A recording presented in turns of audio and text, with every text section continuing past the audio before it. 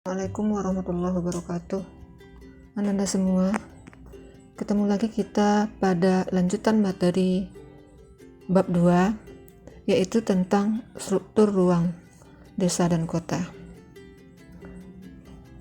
Materi struktur ruang desa sudah kita bahas pada pertemuan sebelumnya, yaitu pertemuan 1, 2, dan 3 di bab 2. Itu kita membahas tentang struktur ruang desa sampai kepada pembangunan desa. Nah, sekarang kita lanjutkan tentang struktur ruang kota.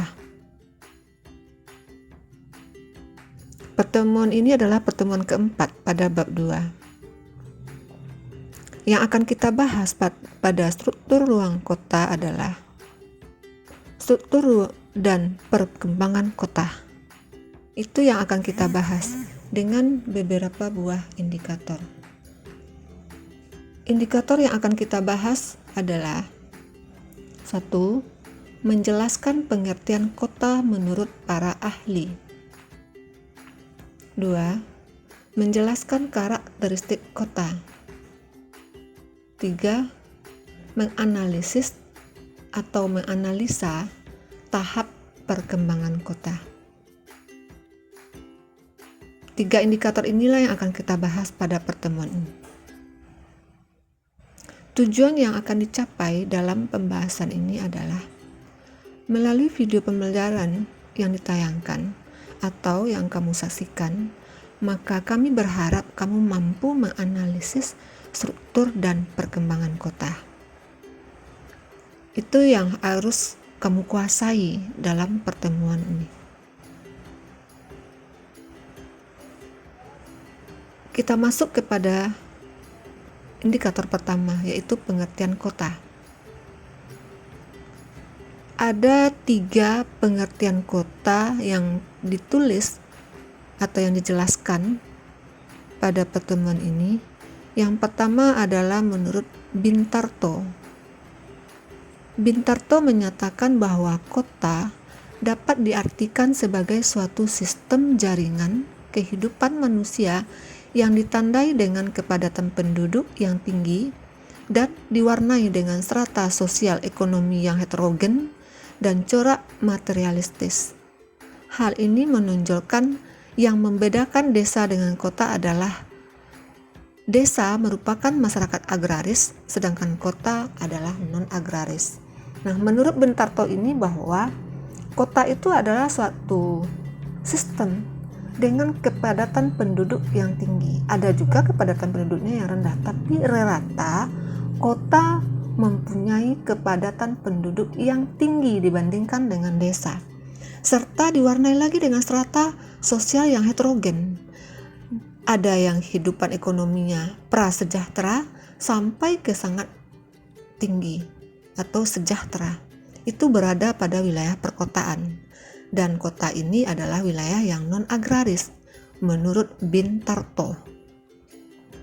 Yang kedua, menurut Uwit, kota adalah suatu pemukiman yang cukup besar, padat, dan permanen, dihuni oleh orang-orang yang heterogen kehidupan sosialnya.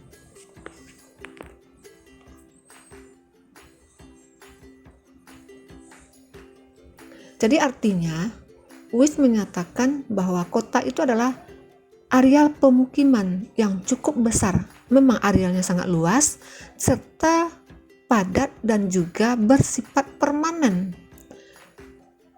Kalau kita lihat antara Bintarto dengan Uwit, ini hampir sama pengertiannya dan juga sama-sama menekankan pada pemukiman yang padat, serta yang permanen dan aktivitas penduduknya yang heterogen.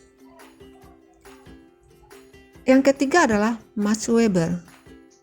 Kota menurut Max adalah suatu daerah tempat tinggal yang penghuni setempat dapat memenuhi sebagian besar kebutuhan ekonominya di pasar lokal. Jadi sederhana sekali menurut Max Weber adalah suatu tempat tinggal atau areal yang dihuni oleh penduduk serta ada aktivitas atau bisa memenuhi kebutuhan ekonomi yang diperoleh pada wilayah pasar. Dari 3 pengertian ini kita bisa menyimpulkan bahwa kota itu adalah areal yang sangat luas dengan kepadatan penduduk yang sangat tinggi dan bersifat heterogen dari mata pencarian dan dari segi sosial ekonominya. Selanjutnya, karakteristik kota. Karakter atau hal-hal yang menonjol atau ciri-ciri kota ada beberapa ciri-cirinya yang bisa kita lihat. Menurut Bentarto, ada 2 ciri-ciri kota. Ada ciri-ciri fisik di wilayah kota terdapat, yaitu sarana perekonomian seperti pasar atau tempat atau supermarket. Bahwa wilayah kota itu kalau segi fisiknya dari segi ekonomi ada pasar. Apakah itu pasar tradisional atau pasar modern seperti supermarket atau mungkin mall dan sebagainya. Berikutnya itu ada tempat parkir yang memadai. Bahwasanya kalau di perkotaan itu karena banyaknya sarana transportasi yang dimiliki oleh penduduk, maka perlu diadakan atau dibuat tempat parkir yang bisa menampung sarana transportasi masyarakat setempat. Sebab aktivitas mereka bukan agraris tapi adalah di bidang non-agraris atau perkantoran, bidang pendidikan, kesehatan, dan sebagainya. Ada tempat rekreasi dan olahraga. Ini merupakan hal yang sangat penting bagi masyarakat di wilayah perkotaan karena setelah bekerja sekian hari lamanya mereka perlu hiburan, maka harus ada tempat hiburan atau rekreasi dan juga ada sarana atau areal olahraga, apakah itu golf atau sepak bola, lapangan bola kaki, voli, dan sebagainya. Alun-alun ini kalau di daerah kita namanya lapangan untuk tempat nongkrong. Bagi kita bisa saja jadikan tempat rekreasi bagi masyarakat setempat. Gedung-gedung pemerintahan cukup banyak, mulai dari pendidikan, kesehatan, politik, dan sebagainya. Kalau dari ciri-ciri sosialnya menurut Bentarto, masyarakatnya heterogen dari segi mata pencaharian, heterogen dari segi ekonomi sosial, heterogen dari bidang pendidikan, dan sebagainya. Bersifat individual dan materialistis. Ya, masyarakat kota itu adalah individu. Mereka tak mau peduli dengan lingkungan. Walaupun mereka itu bertetangga, tapi mereka tak mau tahu. Itu bukan karena sifat mereka, tapi karena kesibukan mereka. Mereka berangkat pagi, mungkin pulangnya malam atau sore. Apalagi kalau mereka itu tempat tinggalnya sangat jauh dibandingkan antara tempat tinggal dan tempat pekerjaan sangat jauh. Dan juga materialistis, karena ini penting bagi mereka. Karena mereka mementingkan ekonomi dan sebagainya. Mata pencarian non-agraris ada di bidang pendidikan, kesehatan, perkantoran, dan sebagainya. Berikut corak kehidupan bersifat Gesellschaft atau hubungan kekerabatan mulai pudar atau mulai mundur. Karena di situ seperti ini berkaitan dengan sifat individual sehingga bukan Gemeinschaft tapi adalah Gesellschaft. Yang berikut itu terjadinya kesenjangan sosial antara golongan masyarakat kaya dan masyarakat miskin. Ini memang terjadi pada daerah perkotaan karena masyarakat kaya terdapat golongan kaya, golongan menengah, dan golongan miskin. Dan ini sangat terlihat sekali pada wilayah perkotaan. Dan ada komplek elit dan sebagainya. Norma-norma agama tidak begitu ketat. Maksudnya, mereka juga melaksanakan ibadah sesuai dengan agama dan kepercayaan mereka, tapi mereka tidak terlalu ketat dalam pelaksanaan. Tapi kalau kita lihat, kalau untuk norma agama tidak terlalu ketat, ini mungkin hal ini sudah asing lagi, mungkin tidak begitu terlihat betul, karena masyarakat perkotaan itu jauh lebih tinggi rasa keimanannya dibandingkan dengan kita atau masyarakat pedesaan. pandangan hidup lebih rasional. Mereka bekerja rasio. Mereka bukan emosional, tapi rasio yang mereka kemukakan, sehingga mereka berhasil. Menerapkan strategi keruangan, yaitu pemisahan kompleks atau kelompok sosial masyarakat secara tegas. Mereka sudah membuatkan izin bangunan dan telah menata ruang seperti yang telah kita jelaskan pada materi sebelumnya, yaitu tata ruang wilayah supaya tidak terjadi hal-hal yang tak diinginkan seperti bencana alam, banjir, dan sebagainya. Itu adalah karakteristik kota menurut para ahli. Selanjutnya, tahap perkembangan kota. Kota perkembangannya ada beberapa tahap, dan ini juga menurut para ahli. Menurut Taylor, karakteristik atau perkembangan kota berdasarkan karakteristik fungsionalnya ada beberapa buah. Yang pertama disebut dengan tahap awal infantil. Maksudnya, pada tahap ini belum terlihat adanya pembagian yang jelas mengenai daerah-daerah pemukiman dengan daerah-daerah perdagangan. Selain itu, juga belum terlihat adanya perbedaan kawasan pemukiman, kelas bawah, kelas atas. Bangunan-bangunan yang ada masih tidak teratur. Maksudnya, bahwa tahap ini belum tertata ruang itu sedemikian rupa, sehingga pemukiman-pemukiman tidak teratur dan juga tidak ada pemisah atau tidak jelas ini daerah pemukiman kah atau ini daerah pasar atau daerah apa. Dan juga di samping itu pemukiman-pemukiman itu belum terpisah antara kelas atas dengan kelas menengah dan kelas bawah. Dan yang jelas pada tahap awal ini tata ruang belum begitu bagus. Yang kedua, tahap muda atau juvenile. The juvenile stage. Maksudnya, pada tahap ini mulai terlihat adanya proses pengelompokan pertokoan pada bagian-bagian kota tertentu.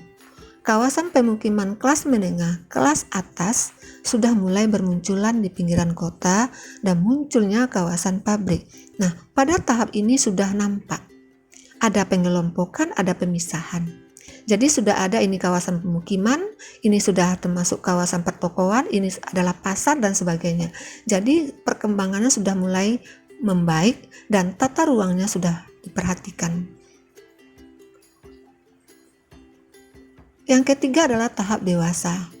Tahap ini nampak terlihat adanya gejala segregasi fungsi-fungsi atau pemisahan fungsi-fungsi. Segregasi adalah pemisahan, ada fungsi-fungsi tertentu terhadap yang lainnya. Tahap ini sudah terlihat adanya perbedaan antara pemukiman kelas atas dan kelas bawah. Jadi pada tahap dewasa ini betul-betul sudah terlihat ciri-ciri perkotaan, apakah ciri fisik atau ciri sosialnya. Karena di sini sudah ada pengelompokan, apakah itu pengelompokan perumahan elit atau perumahan kelas atas dan kelas bawah atau kelas menengah. Jadi berarti sudah nampak pemisahan dari pengelompokan tersebut. Berikut itu tahap ketuaan atau the senile state. Pada tahap ini ditandai adanya pertumbuhan yang terhenti, kemunduran dari beberapa distrik, dan kesejahteraan ekonomi penduduknya menunjukkan gejala-gejala penurunan. Kondisi seperti ini terlihat di daerah-daerah industri. Nah, ada penurunan pada wilayah perkotaan. Bisa saja dalam segi ekonomi, bisa saja penurunannya disebabkan oleh mungkin musibah, penyakit menular dan sebagainya. Tapi ini adalah tidak, kota masih tetap ada, cuma sudah mulai mundur pertumbuhannya. Jadi mengalami kemunduran di bidang ekonomi, di bidang industri dan sebagainya.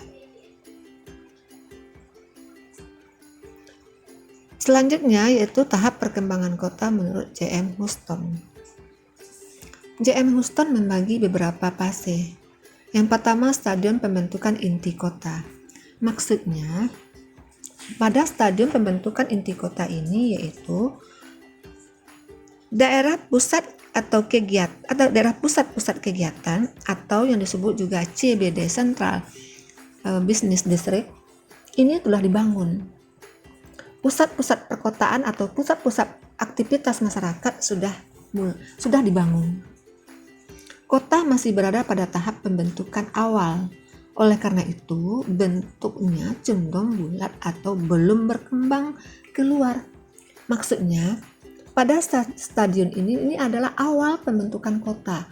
Awal pertama mereka bentuk adalah CBD atau Central Business District, tempat kegiatan pusat industri, pusat perdagangan dan sebagainya. Nah, setelah itu berkembang, tapi awalnya belum begitu bagus. Ini disebut dengan stadium pembentukan inti kota.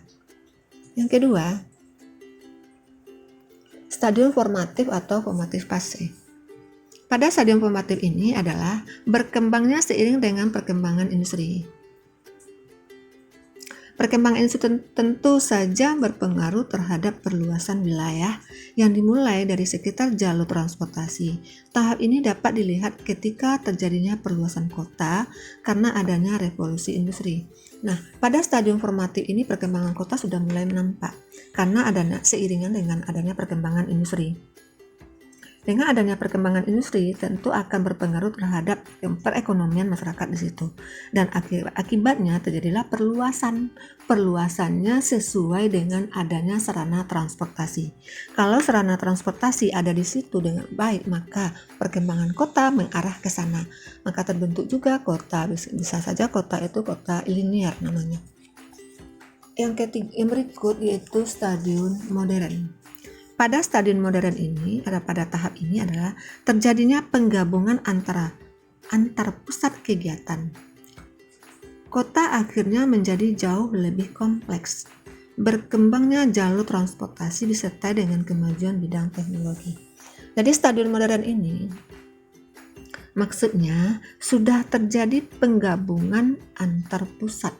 Maksudnya pusat-pusat kegiatan penduduk sudah tergabung, mungkin sudah melebar atau sudah berpindah ke area lain. Dan ini sarana transportasi yang sangat berpengaruh betul terhadap perkembangan kota ini. Sarana transportasi sangat bagus sehingga perkembangan kota terus berjalan dan juga terjadinya pertumbuhan serta pemekaran wilayah. Itu menurut J.M. Houston. Selanjutnya, menurut Lewis Mumford, ada beberapa tahap perkembangan kota. Yang pertama, tahap Eopolis, yaitu suatu wilayah yang berkembang dan sudah diatur ke kehidupan kota. Ini tahap awal, perkembangan awal dari wilayah perkotaan. Intinya kota ini kan berasal dari desa, tapi karena terus berkembang menjadilah area perkotaan. Yang kedua adalah tahap polis. Kota yang masih memiliki ciri kehidupan agraris sebagai pusat keagamaan dan pemerintahan. Jadi artinya kalau yang polis adalah kota masih memiliki ciri-ciri kehidupan agraris, masih banyak area pertanian pada daerah itu. Dan juga ada pusat keagamaan dan ada juga di situ pusat pemerintahan. Yang jelas kehidupan masyarakatnya banyak bersumber ke area agraris. Metropolis, ini kota besar. Kota induk yang perekonomiannya sudah mengarah ke sektor industri. Metropolis adalah kota besar. Ada kota-kota satelit yang akan menunjang perkembangan kota metropolis. Seperti di daerah kita adalah Jakarta merupakan kota metropolis dengan kota-kota satelitnya. Sehingga perkembangannya sangat pesat dan aktivitas penduduk di bidang sektor industri. Yang berikut itu tahap megapolis. Ini adalah wilayah perkotaan yang terdiri dari beberapa kota metropolis yang berdekatan lokasinya sehingga membentuk jalur perkotaan yang sangat besar dan telah mencapai tingkat tertinggi. Nah, untuk kota megapolis mungkin di Indonesia belum terbentuk karena daerah kita masih ada beberapa buah baru metropolis, belum tergabung beberapa metropolis, yang ada cuma kota satelit sehingga kota-kota daerah kita belum terbentuk kota megapolis. Dan kota tahap megapolis banyak kita temui di daerah Eropa atau di benua Eropa. karena adanya beberapa kota-kota besar yang tergabung dalam satu jalur dan membentuk perkotaan yang sangat besar dan saling menunjang untuk memenuhi kebutuhan masing-masing kota dan sudah mencapai tingkat yang sangat tinggi.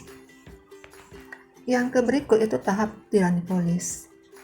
Tahap tiranipolis ini mengalami kemerosotan moral dan akhlak manusia, diliputi oleh kerawanan sosial dan sulit dikendalikan. Bisa saja daerah kita atau daerah yang ada di Indonesia mengalami tahap tiranipolis kalau terdapatnya kemerosotan moral serta akhlak manusia yang tidak terkendalikan. Moral mereka sudah menurun, akhlak mereka sudah begitu bobrok, sehingga terjadilah kerawanan sosial, mungkin ada perampokan, narkoba, dan sebagainya. Ini sudah mungkin di Indonesia sudah terjadi hal tersebut karena kita lihat sekarang tindakan kriminal sangat tinggi dan juga daerah perkotaan itu pembunuhan, perampokan, narkoba yang tidak terkendalikan. Ini daerah mungkin bisa saja kota ini menuju kehancuran kalau tidak dikendalikan. Selanjutnya,